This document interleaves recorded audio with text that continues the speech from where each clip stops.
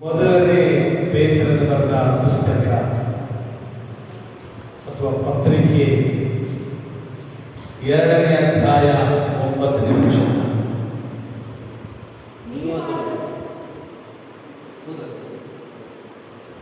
ನೀವಾದರೂ ನಿಮ್ಮನ್ನು ಕತ್ತಲೆಯೊಳಗಿಂದ ಕರೆದು ತನ್ನ ಆಶ್ಚರ್ಯಕರವಾದ ಬೆಳಕಿನಲ್ಲಿ ಸೇರಿಸಿದಾತನ ಗುಣಾತಿಶಯಗಳನ್ನು ಪ್ರಚಾರ ಮಾಡುವವರಾಗುವಂತೆ ದೇವರಾದುಕೊಂಡ ಜನಾಂಗವು, ರಾಜವಂಶಸ್ಥರಾದ ರಾಜರು, ಮೀಸಲಾದ ಜನರು, ದೇವರ ಸಂಸ್ಥೆಯ ಪ್ರಜೆಯೂ ಆಗಿದ್ದೀರಿ.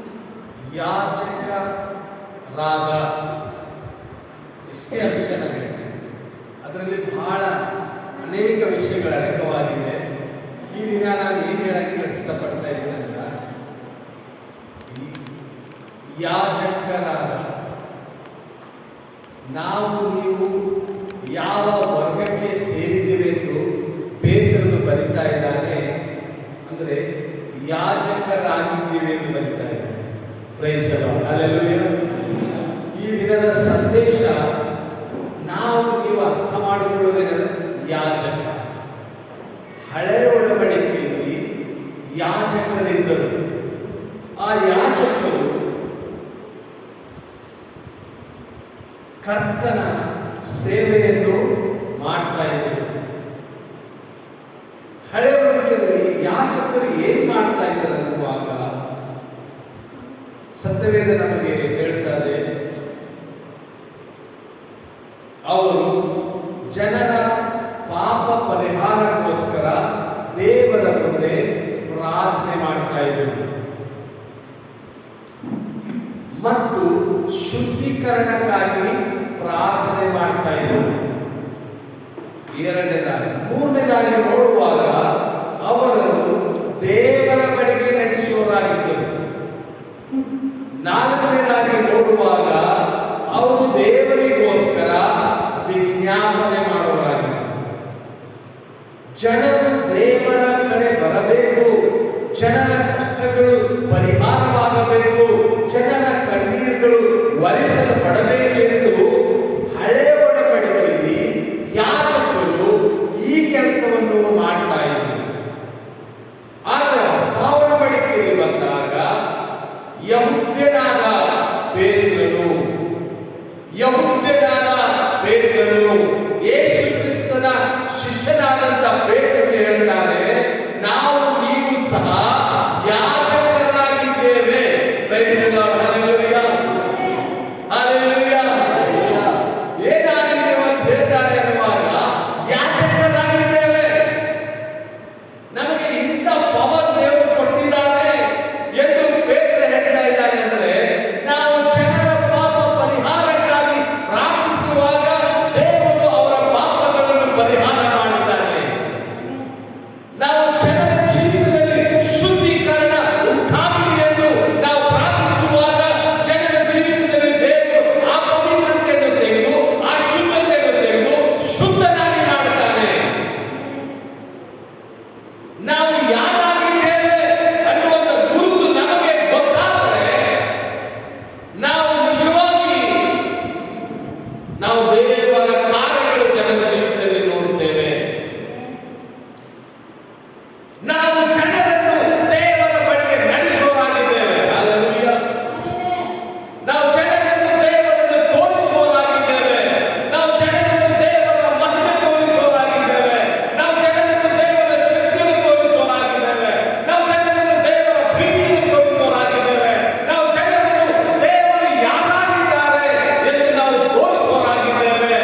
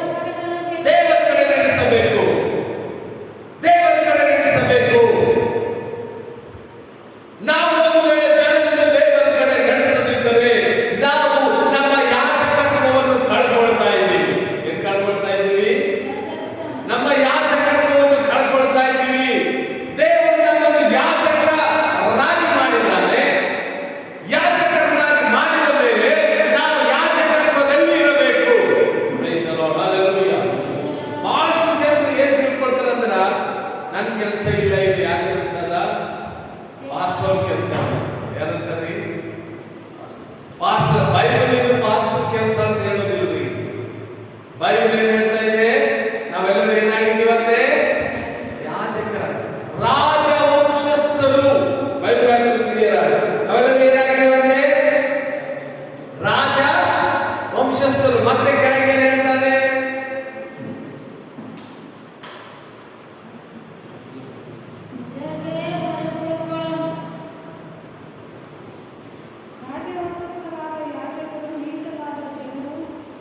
ರಾಜವಂಶಸ್ಥರಾದ ಯಾಜಕರಾಗಿದ್ದೇವೆ.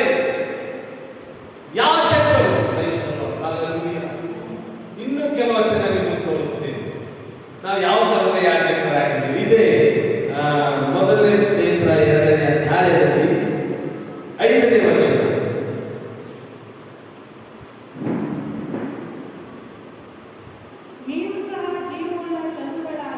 ನೀವು ಸಹ ಜೀವವುಳ್ಳ ಕಲ್ಲುಗಳಾಗಿದ್ದು ಆತ್ಮ ಸಂಬಂಧವಾದ ಮಂದಿರವಾಗುವುದಕ್ಕೆ ಕಟ್ಟಲ್ಪಡ್ತಾ ಇದ್ದೀರಿ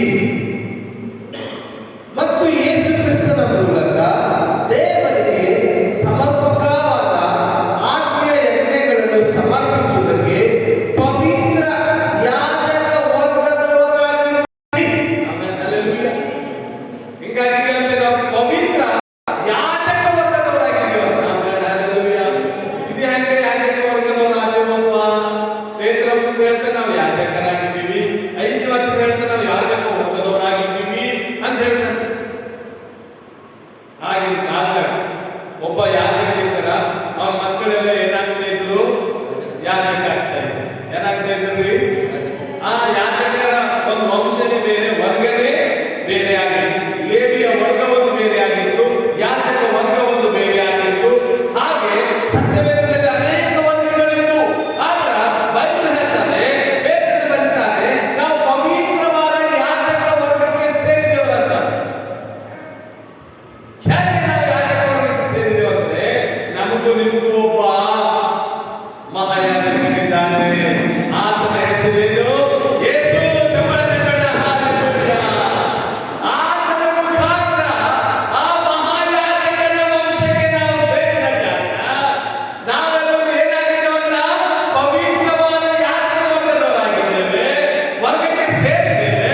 ಇನ್ನು ಮುಂದುವರೆಯುವಾಗ ನಾವು ಯಾಜಕರೇ ಆಗಿದ್ದೇವೆ ಅಂತ ಬರೀತಾರೆ. ಆಮೆನ್. ಹಲ್ಲೆಲೂಯಾ. ಇವತ್ತಿನ ಪ್ರಿಯ ದೇವರ ಮಕ್ಕಳೇ, ನಾವು ಅರ್ಥ ಮಾಡಿಕೊಳ್ಳಬೇಕು. ಇಬ್ರಿಯರಿಗೆ ಬರೆದ ಪತ್ರಿಕೆಯಲ್ಲಿ ನಾವು ನೋಡ್ತಾ ಇದ್ದೀವಿ ಬಹಳಷ್ಟು ಸ್ಪಷ್ಟವಾಗಿ 8ನೇ ಅಧ್ಯಾಯ 1ನೇ ವಚನ. ನಾವು ಈಗ ಹೇಳುವ ಸಂಗತಿಗಳು ಮುಖ್ಯವಾದ ಮಾತಿನಲ್ಲಿ ಪರಲೋಕದೊಳಗೆ ಮಹತ್ವವುಳ್ಳ ದೇವರ ಸಿಂಹಾಸನದ ಬಲಗಡೆಯಲ್ಲಿ ಅಸೀರೂಢನಾದಂತ ಮಹಾಯಾಜಕನು ನಮಗಿದ್ದಾನೆ. ಮಹಾಯಾಜಕನು ನಮಗಿದ್ದಾನಂತೆ. ಯಾರಾತನು? ಯೇಸು. ಯಾರಾತನು? ತಂದೆಯ ಬಲಪಾರ್ಶ್ವದಲ್ಲಿ ಸಿಂಹಾಸನದ ಪಕ್ಕದಲ್ಲಿ ಓ ಅಸೀರೂಢನಾಗಿರುವವನು ಯಾರಪ್ಪ? ಮಹಾಯಾಜಕನಾಗಿದ್ದಾನೆ ಎಂದಾಗ ಆತನು ಬೇರೆ ಯಾರಲ್ಲ, ಯೇಸು. ಹಲ್ಲೆಲೂಯಾ. ಹಲ್ಲೆಲೂಯಾ. ಹಲ್ಲೆಲೂಯಾ.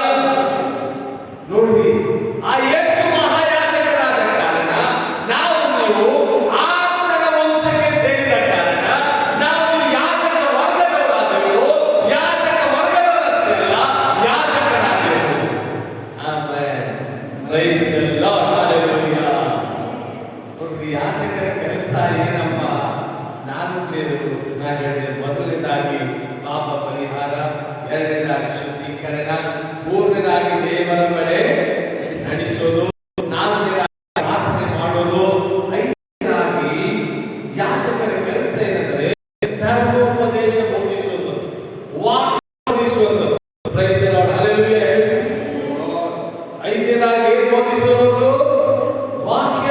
ವಾಕ್ಯ ಅಂದ್ರೆ ಯಾರನ್ನು ತೋರಿಸಬೇಕು? ಯಾಜಕ ಕೇವಲ ದೇವರನ್ನು ತೋರಿಸಬೇಕು. ಹಲ್ಲೆಲೂಯಾ.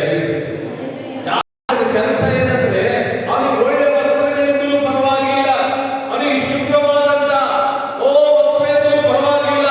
ಆದ್ರೆ ಅವನು ಯಾರನ್ನು ತೋರಿಸ್ತಾ ಇದ್ದಾನೆ? ದೇವರನ್ನು ತೋರಿಸ್ತಾ ಇದ್ರು.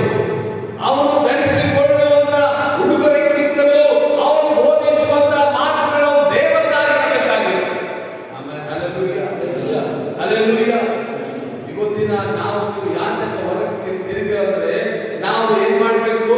ನಮ್ಮ ಮಕ್ಕಳಿಗೆ ನಾವು ಬೋಧನೆ ಮಾಡಬೇಕು, ನಮ್ಮ ಕುಟುಂಬಕ್ಕೆ ನಾವು ಬೋಧನೆ ಮಾಡಬೇಕು. ಯಾರ ಕುರಿತು ಬೋಧನೆ ಮಾಡಬೇಕು?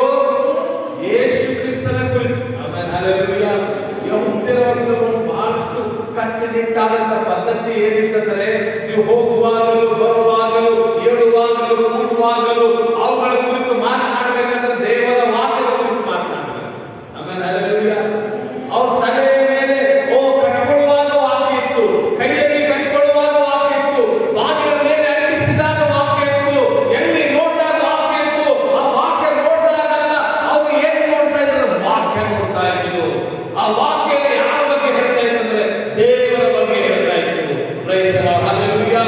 ಈ ದಿನ ನಾವು ನೀವು ಯಾಜಕರಾಗಿದ್ದೀವಿ ಅಂದ್ರೆ ನಮ್ಮ ಬಾಯಿಂದ ದೇವರ ವಾಕ್ಯ ಇದ್ದರಿಗೆ ನಾವು ಹೇಳೋದಾಗ್ತದೆ. ಆಮೇಲೆ ಹಲ್ಲೆಲೂಯಾ. ಇತರರಿಗೆ ಯಾರು ಕೊಡ್ಬೇಕು? ನಾವು ದೇವರ ವಾಕ್ಯ ಅನ್ಸಬೇಕು. ಹಲ್ಲೆಲೂಯಾ. ಹಲ್ಲೆಲೂಯಾ.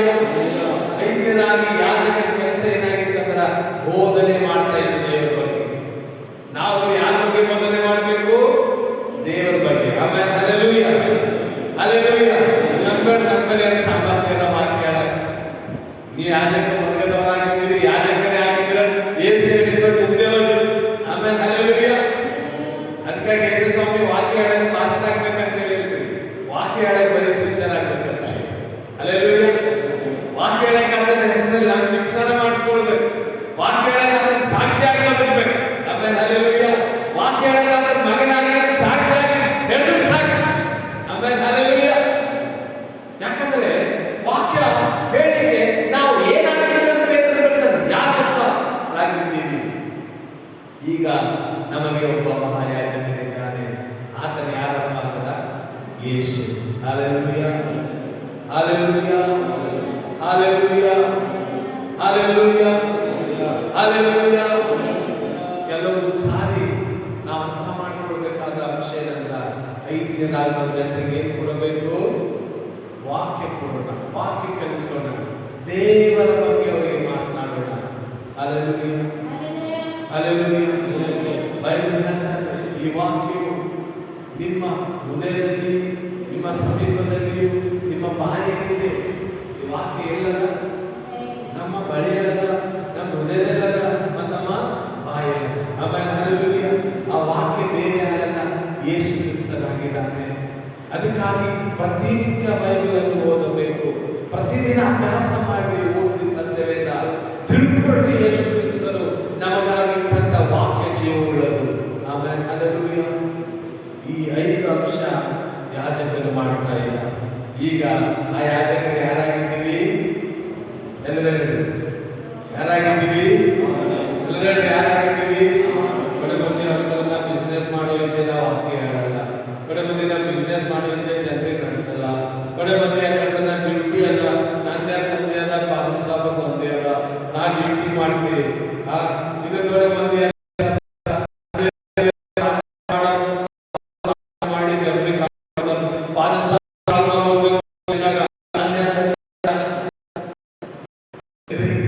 ಟೋಲ್ ಮಂದಿ ನಾಯ ಕರ್ಕೊಂಡು ಅವರೇ ಹೇಳಿ ಅವರೇ ಕರ್ಕೊಂತಾರೆ. ನಾವು ಯಾಜಕರಾಗಿದ್ದೇವೆ ಮಾಡ್ತೇವೆ. ಹಲ್ಲೆಲೂಯಾ. ಪಾದ ಸಾಬ್ ಕೆಲಸ ಮತ್ತೆ ಯಾಜಕರಾದ ನಮ್ಮೆಲ್ಲರೂ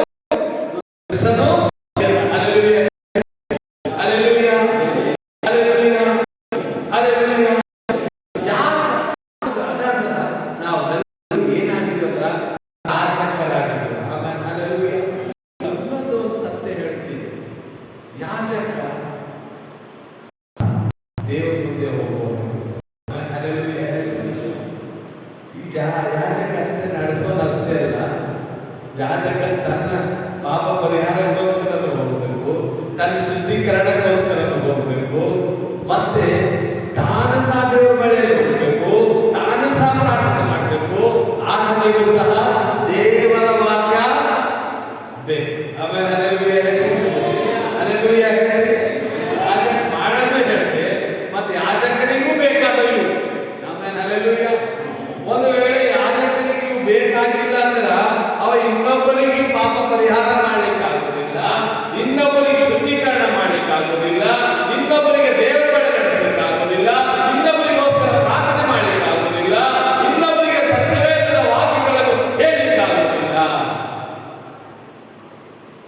ಇದು ಅವನ ಜೀವನದಲ್ಲೂ ಬೇಕು. ಅಲ್ಲೆಲ್ಲೂಯ್ಯ. ಅದಕ್ಕೆ ಅವನಿಗಿಂತ ಮ್ಯಾಲೆ ಯಾರಿದ್ದಾರಂತ? ಯಾಜಕಕ್ಕಿಂತ ಮ್ಯಾಲೆ ಯಾರು? ಎಲ್ಲರೂ ಮಹಾಯಾಜಕ. ಎಲ್ಲರೂ ಯಾಜಕಕ್ಕಿಂತ ಮ್ಯಾಲೆ ಯಾರು? ನಮ್ಗಿಂತ ಮ್ಯಾಲೆ ಯಾರು? ಓ ಯೇಸು. ಚಪ್ಪಾಳೆ ತಟ್ಟಿದ್ದಾರೆ. ನಮ್ಮೆಲ್ಲರ ಜೀವನದಲ್ಲಿ ಯೇಸು ಬೇಕು. ನಮ್ಮೆಲ್ಲರಿಗೂ ಯೇಸು ಬೇಕು. ಆದ್ರಿಂದ ನನ್ನ ಪ್ರಿಯ ಎಲ್ಲ ದೇವರ ಸೇವಕರೇ, ವಿಶ್ವಾಸಿಗಳೇ ಮತ್ತು ದೇವರ ಮಕ್ಕಳೇ ಮತ್ತು ದೇವರ ಯಾಜಕರೇ, ನಾವು ನಿರ್ಧಾರ ಮಾಡಿಕೊಂಡು ಈ ಕರ್ತನ ಸೇವೆಯನ್ನು ಮುಂದುವರಿಸೋಣ. ಆಮೇಲೆ ಹಲ್ಲೆಲೂಯಾ. ಹಲ್ಲೆಲೂಯಾ. ಎಷ್ಟೋ ವಿಷಯಗಳು ಹೇಳ್ಕೊಂಡಿದ್ದು ಯಾಜಕನ ಬಗ್ಗೆ. ಯಾಜಕ ಎಲ್ಲಿ ಇರ್ತಾ ಇದ್ದ? ಪವಿತ್ರ ಸ್ಥಳದಲ್ಲಿ ಇರ್ತಾ ಇದ್ದ. ಆಮೇಲೆ ಹಲ್ಲೆಲೂಯಾ. ಪವಿತ್ರ ಸ್ಥಳದಲ್ಲಿ ಇರ್ತಾ ಇದ್ದ. ಮಹಾಪವಿತ್ರ ಸ್ಥಳದಲ್ಲಿ ಯಾರು ಹೋಗ್ತಾ ಇದ್ರು ಗೊತ್ತಾ? ಮಹಾಯಾಜಕ ಹೋಗ್ತಾ ಇದ್ದ. ಆಮೇಲೆ ಹಲ್ಲೆಲೂಯಾ. ನಾನು ಆ ಅಂಶ ಎಷ್ಟು ಹೇಳ್ಬೋದು, ಆದ್ರೆ ಈ ದಿನ ನಾವು ಯಾಜಕರಾಗಿದ್ದೀವಿ ಅನ್ನುವಂತ 5 ಅಂಶ ನಿಮ್ಮೊಟ್ಟಿಗೆ ಹಂಚಿಕೊಂಡಿದ್ದೀವಿ. ನೀವು ಏನ್ ಕೆಲಸ ಮಾಡ್ತಾ ಇದ್ರೆ ಅದು ನಿಮ್ಮ ಉಪಜೀವನಕ್ಕೋಸ್ಕರ, ಅದು ನಿಮ್ಮ ಕುಟುಂಬಕ್ಕೋಸ್ಕರ, ಅದು ನಿಮ್ಮ ಮಕ್ಕಳಿಗೋಸ್ಕರ, ಅದು ನಿಮ್ಮ ಭವಿಷ್ಯತ್ತಿನಲ್ಲಿ ಆಗ ಹೋಗೋದಕ್ಕೋಸ್ಕರ. ಆದ್ರೆ ಕರ್ತನು ಕರೆದಂತ ಉದ್ದೇಶ, ಕರ್ತನು ನೇಮಿಸಿದಂತ ಉದ್ದೇಶ ಬಹಳ ದೊಡ್ಡದಾಗಿದೆ. ಅದನ್ನು ಸಹ ನಾವು ಮಾಡೋರಾಗಿರಬೇಕು. ನಾವು ಯಾಜಕರಾಗಿದ್ದೇವೆ. ಹಲ್ಲೆಲೂಯಾ. ಹಲ್ಲೆಲೂಯಾ. ಹಲ್ಲೆಲೂಯಾ. ನಾವೆಲ್ಲರೂ ಸೇರಿ ಈ ಒಂದು ಕೆಲಸ ಮಾಡ್ತಾ ಇದ್ದೇವೆ. ದೇವರ ರಾಜ ಬಹು ಬೇಗನೆ ವಿಸ್ತಾರವಾಗಿ ಸಾಧ್ಯವಾಗುತ್ತದೆ. Amen. Hallelujah. Hallelujah. Praise the Lord. ದೇವರ ಈ ವಾಕ್ಯದಿಂದ ನಿಮ್ಮೆಲ್ಲರನ್ನು ಆಶೀರ್ವದಿಸಲಿ. ಆಮೆನ್.